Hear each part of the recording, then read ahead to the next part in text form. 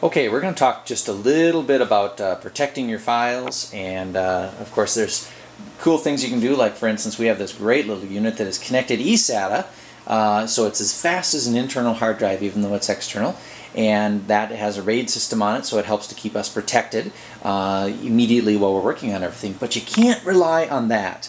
I'm going to give this camera to Kaylin, and we're going to talk a little bit of course, again, the RAID helps to give us an immediate backup, but what we do is we also have another backup, and I want you to come over here and see a couple of things about this. First of all, being able to protect your images in the sense of fire.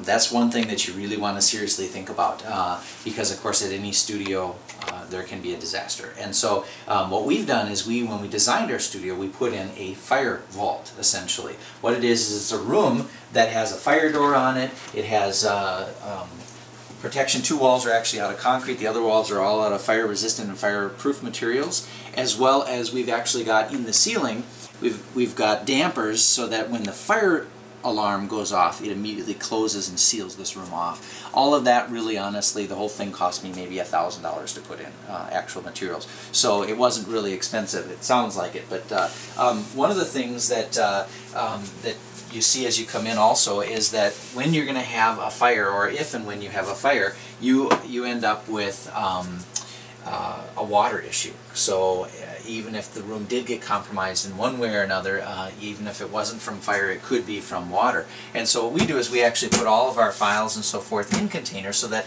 as there could be a potential water damage, that it's actually protected the client's files.